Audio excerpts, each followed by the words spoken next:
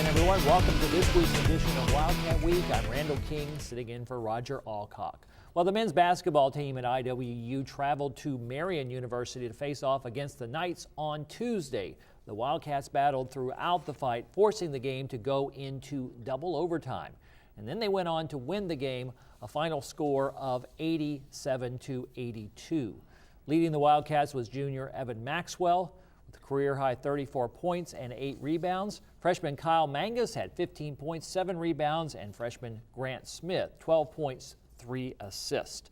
So a wild one down in the Crossroads League, and joining me now to talk about this road win is assistant coach David Osborn. Welcome, Coach Osborn. Yeah, thanks for having me. Coach Tonigal has a standing commitment at the time we do this, so we get to try out, well, we get to have you try something not just on the bench, but to talk about the game in person. So good for you. Welcome for you to be here. What is it about these Crossroads League games in February and January that are so tough?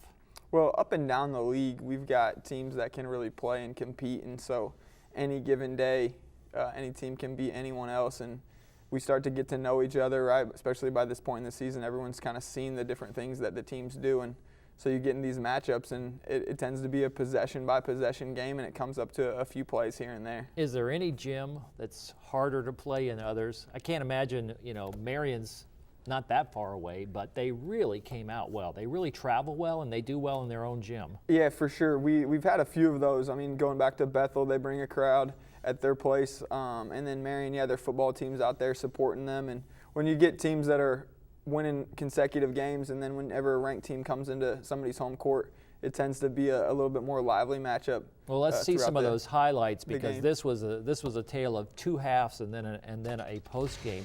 First half, and going on the road, going against that big hometown crowd, you guys got up early. We did, and honestly, we had some guys making some shots. You can see Evan there stretching the floor, knocking down a three. But they had their big man too, kind of matched what he was doing there. And we saw early, it just kind of kept going back and forth. JJ getting in on the action from beyond the arc. It's nice to see him knock down a few shots from outside. Grant gave us a good spurt off the bench. Ben also coming in and just uses his body well, does his work early, and as a result gets some easy looks that way. And yeah, Ben, the senior, has been having a pretty good run here through January. Most definitely. He's put in a lot of time and over the years, and now he's kind of getting to reap some of the benefits of his hard work. We're looking down here. That's another put through. Was that Mangus there with that quick feed? But it looked like the feed from Maxwell. And then Ben with the finish. And then you guys are up at this point 8 points, but I think you got up as much as 12 in the first half. Were you surprised by that from the coaching standpoint? I think part of it was we wanted to go in and get some easy looks and just continue to have a balance between being inside and outside. And so we got some of that. And then they're a team that makes some shots, and they're a jump shooting team. So we were fortunate they missed a few within that streak, and we forced them into some tough shots, and we were able to expand the lead there a little bit. Well, this is the point where you're about 5 minutes to go in the first half. And I don't know quite where it stretched out, but they never went away, did they? No, they didn't. They kept coming back and battling. And again, they've got really some nice players on their team that just hit some really tough shots, and some execution on our end on the defense end of the floor allowed them to get some opportunities that really allowed them back in the team. And you give a team like that at home the opportunity to stay in it, and they're gonna grind it out with you. Well, speaking of which, now obviously we're in the second half because the teams have flipped courts, and I'm looking at Marian stepping up there, and they played with a lot of confidence. They do, and they've beat some big teams. They were up, I think, 22 against St. Francis, number 2 team in the country, and just knocked them off. So they're riding some confidence coming into this game, and felt like they're capable of beating anybody. Now we're almost tied up here at the 12 and then the 10-minute mark, and now you're battling. What did you think was going on? Was it just Marian getting streaky offensively, or defensive breakdowns? What do you attribute that comeback to? It was a little bit of both, honestly. I mean, they're hitting shots, but we're just kind of staying with what we've got. And again, we've thrown 5 different guys on the floor that can make shots at different times, and makes it difficult for certain guys to match up with. Yeah, I see them coming back here, and you still had separation. And then as we start closing in on the 5-minute mark, Marian just finds something. Another gear, I guess. They were able to make big shots, and then I mean, you can see their big guy there stretching the floor, and once they were able to, they took a lead there. As you can see, they're up 4 there, 5 there, and then we were able to execute just enough as we needed to get back in the game, and then it just made some really timely plays down the stretch there. I was going to say the Wildcats should get a lot of credit for not going away too, because momentum games like that, you can really, the crowd and everything, you can just really lose it. It can start to come apart quickly. One of the things our guys are they felt together the whole time. They felt like they were together as a group. You see there. Okay, now we're in the first overtime and the second overtime. And I think it was Kyle Mangus, who didn't have a huge night for Kyle, but he again hit a 3 at the buzzer to send it into a first overtime. He hit a big shot, and just the poise that both he and Evan had there to execute that play at the end of the game shows a lot of growth, especially from a freshman there. Second overtime here, it wraps up, and you kind of see where we are. And I just want to get into the minds of a coaching staff in a situation like that. Do you say, wow, we came away with one, or did you look at it and say we didn't panic either? I think there's just a lot of pride in our guys, right? I mean, you can only do so much as a or as a coach, and then the guys have to go execute. And so you've been preparing a long time. It goes back to summer when the guys are putting in work that way, and over the course of the season, it just builds. And then just to see them, and you kind of build a trust with them too, right? They're going to find a way to grind it out and execute and get things done. And so I think at the end of the day, there's just a lot of, I mean, you've got confidence in them and just a lot of pride in what they do and how they execute late in the game. Real quickly, anything at this point that you circle and say we're looking ahead, or is Coach Tonigal keeping you guys saying it's next game? Yeah, it's next game, most definitely. One game at a time, especially in the Crossroads League, anything can happen. And we have seen it year after year after year. Well, thanks, Coach Osborn, for coming in and letting us know what's going on. The Wildcats return to Lucky Arena on Saturday against the Foresters of Huntington University. That will be at 3 p.m. Well, when we come back, it's women's basketball and their game against Marian University. Also, don't go away.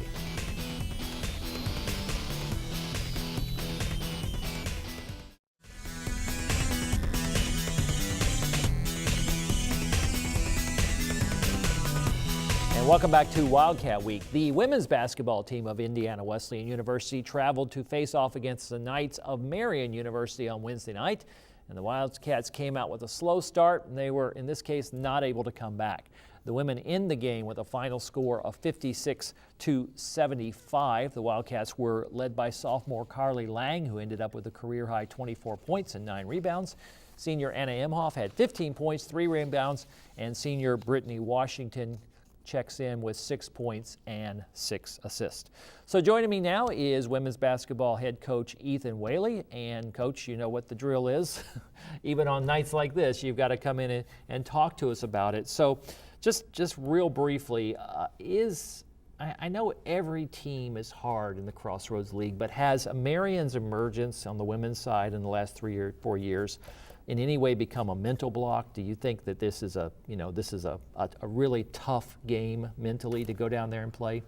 Man, that's a good question. I mean, I think you could say yes, but then we're 2-2 against Marian in the last 2 years. So of anybody in our league, we've had the most success against them. So I don't know that there's a mental block. I think really what it came down to is they have the best backcourt in the country, and we upset them earlier on in the year, and they were out for blood, and they came out like that, and they hit us, and we couldn't recover. Well, we'll have a chance on the highlights for you to comment on this, but I just wondered, did they do anything differently than they did in your court? Because that was such a surprising kind of early league win for you. Surprising just in the sense that it was pretty dominant on your part. Yeah. They one thing they did, they kind of amped up the pressure a little bit. Our ball screens, they started hedging. They started denying our entries. And so that kind of threw us through a loop a little bit. Here we are in the first half right off the bat. And what did you see from them and maybe from your team as far as opening energy? You said you thought they were probably amped up to play. Did that show from the get-go? Yeah, it was. I mean, it was kind of a tale of two halves for their offense. They had 28 paint points in the first half to our 6, I believe. But then we kind of flipped the script and kept them out of the paint a little bit more in the second half, and we spent more time in the paint. But here we are, first quarter already 6-0, and that's a pretty big score for the first quarter in a women's game. Yeah, it only gets worse from here, Randall. Hate to tell you, it finishes 19-6. Were they doing anything you know, as far as outside game, inside game, saw the layup there, and then you see the steal. Is it just their normal game plan, or were they just clicking in one area? Yeah, I think, you know, in the first half especially, their defense led to pretty easy looks for them. You see a couple Quick of three layups there. in transition, and they really put us on our heels. Finally on the board here, who was that scoring? And you see the senior Brittany kind of a little lopsided there on the delivery. And what I see there, very quick speed as far as turning it around and getting back, taking advantage when you make a mistake. Yeah, there was a lot of 4-point swings. You know, we'll miss a layup on one end and give it up on the other end, and those are the things that when you're going into the two-time defending national championship team, you can't do those things, and we did it a lot. Now we're seeing a little bit of life come back here as we look at the second quarter action. You hit from the three-point line. At this point, you're starting to finally see a spark as you get close to half. But then Marian comes back with the delivery there, potential 4-point play. I'm seeing a lot of the same jerseys for Marian, so their stars performed like you expected them to? Yeah, their point guard actually flirted with a quadruple double. And then who was voted player of the year preseason in our conference, Kelly Kirkhoff, had a big night with 17 points. She was just living in the lane along with Suedo, their point guard, and that was the difference in the game. And the hits keep coming here at 33-18 second quarter. And you said it was a tale of two halves. Looks like that's Anna there on the outside. Even though this was a loss, is Anna better with Nicole there as far as maybe trying to balance out what's going on there now that you have Nicole back? Yeah, you know, I think Anna's fine either way. We were without Nicole. She picked up 2 fouls in about a minute and a half last night in the first half. So we were out without Nicole inside, and our inside presence or lack thereof hurt us a little bit.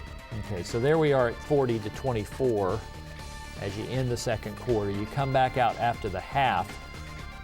I always want to know what's said in that locker room as far as adjustments. What were you keying on? Because, you know, by that point they've got a huge gap, but you've got to look at that third and fourth quarter and say, what are we doing defensively that we can build on? Yeah, I mean, we really stressed paint points. They murdered us in the paint, and we had to contain them. And you know, Suedo made that shot, but over the course of the second half, we forced some contested jumpers. I was okay with it. We still made some mistakes, but you know, I already said it. The first half, we dug ourselves too deep of a hole. And it's kind of tough with 20-point gap or close to 20 point. There's Katie Key with the three, but you know, you can only get so many of those threes or some of those three looks to get you back up. Yeah, you know, we had some good looks. Shots weren't falling, but that's not the problem with our team last night. You know, shots don't always travel, you know, like it's the defense that we got to have come with us consistently and taking care of the basketball. We didn't value possessions, and it kind of nipped us last night. And see, yeah, closing gap a little bit, but like you said, those can only get you so far when you have that big of a hole. And is this a team, I know you probably ask yourself these ponderous questions, is this a team that can come back? Have you seen that at any point in the season? Yeah, that's kind of what we've held our hat on right there. You know, we got it to 10, and then we had 3 straight turnovers, and that kind of was the dagger. We got a couple of stops and had our chance, but you know, you turn it over, and good teams are going to capitalize, and that's what Marian did. Well, we say it on Wildcat Week Off, and we say it on our broadcast. This Crossroads League is really, really tough. First-year head coach on the women's side. You getting a different look at the Crossroads League, or is it just what you expected? You know, you just talked to David on the men's side. There's never a night off. I knew that coming in, and it's been as good as advertised. I love our team, but we got to get tougher over these next couple of days moving into Huntington. You get ready for Huntington. They're coming in here. I don't know what it's been in the last couple of years. That's always a tough place to go play, even when Huntington may not have its sharpest year. And they travel well here. What do you expect? They're gritty, they're tough, they're smart players. They often get overlooked for whatever reason because they're leading the league in defense. So I don't know how they get overlooked, but they're going to come in. It's going to be a dogfight, and I believe the tougher team will win on Saturday. Are you willing to look down the road? And I know the answer that a coach is going to tell me, but Taylor seems to be on fire and is now knotted up with that second and third position. Is that something you look ahead to, at least coaches? Not really. You said it. We're one game at a time. I think, we're in a position where we still are in a really good spot. We still could control our destiny, but we have to win each game from here on out if we want to have a chance at putting ourselves with good seeding in the Crossroad League tournament, and then obviously into the national tournament if we get a chance. Well, you said it well. You've got to take Saturday seriously before you look ahead. Thanks so much, Coach Ethan Whaley, for coming in, talking about it on a difficult night, but those things happen, and now we move on. We'll bounce back. Thanks for having me. me. And that is next for the Wildcats is Huntington University. That will be in Lucky Arena and also on WIWU TV Saturday, February 3rd at 1 p.m., and then the men coming back at 3 p.m. Well, when we come back, we will check in with members of the IWU cheerleading team to hear about their recent competitions and pretty good placement. Stay tuned.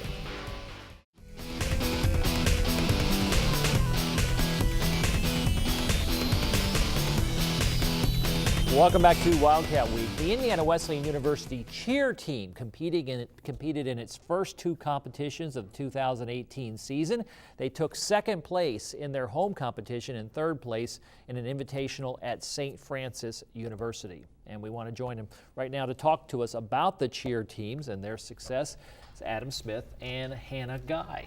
And how did it go? Who wants to open up and say second place, not too shabby? Yeah, it wasn't too bad at all. It was really cool to have our first ever home competition last Thursday, and so that was a huge honor to have a cheer competition here. And we were pretty happy with our performance so far, so we're excited to see what the rest of the season holds. Hannah, you're a sophomore. Is it all new to you, or is second year coming in and working with this, you're starting to get a feel for what it means to be part of this team? Yeah, even though I'm just a sophomore, I would say that we have a pretty young team, so majority of us are freshmen. So Adam, we have 2 seniors, and then we have like a group of sophomores, and this group of sophomores has kind of had to rise up in like a leadership position. So we've kind of been all just trying to take care of each other. I'll call this the modern cheerleading age, not being an expert on the subject, but with modern cheerleading and the kinds of things you have to do in for competition, take us through what it really takes to get something competition ready. You have the small things you do, the timeouts, and people see those and they clap, but to put that into an extended routine, both of you tell me how elaborate that process is. You want to start us off? Yeah, so it's actually pretty extensive. We're kind of like a year-round sport. So our choreography for this routine that we're going to be throwing this semester actually happened the first weekend of October. And so this is something that we've been kind of working throughout the entire year. And it takes a lot of skill because when we're throwing it, it's only 2 minutes, but it's a lot jam-packed into those 2 minutes. And so it takes the entire year to work on everything, to hit it consistently, and to hit it well and make sure we execute well. And the guys have to do a lot of lifting. That's right. And I mean actual lifting of people. We see that kind of stuff. What kind of shape do you guys have to stay in? Yeah, I mean, we used to do 6 a.m. workouts along with the basketball team, obviously not with them in their practice. We had our own practice, but 6 a.m. workouts, getting a lot of aerobic exercises and working on our cardiovascular system. You have to be in really good shape, especially if you're doing flips, tumbling, we're lifting girls specifically for the guys. For those 2 minutes, you're really selling out, so you have to be in really good shape to do that. So. Anna, how high do you have to go? Well, it just kind of depends on how high they want to throw you, so. Well, what have you learned as you've grown with this? I assume you all did some of this in high school, but college is a very different level. What have you learned in terms of development? Yeah, the transition from high school to collegiate cheer is it's pretty difficult. So I was super blessed to have a great team around me and great coaches to help me with that transition. And then how many times do you work the routine out? And Yeah. how many falls do we not see? And Oh, man. safety and security. That's the inside story. Yeah, that's our number one priority, is to keep our teammates safe and to look out for each other. So we do a pretty good job of that. But naturally, injuries will happen. But that's just part of the adversity that comes our way during the season. But we throw it a lot. A lot of people don't see just the amount of times that we throw full outs and we prepare for competitions.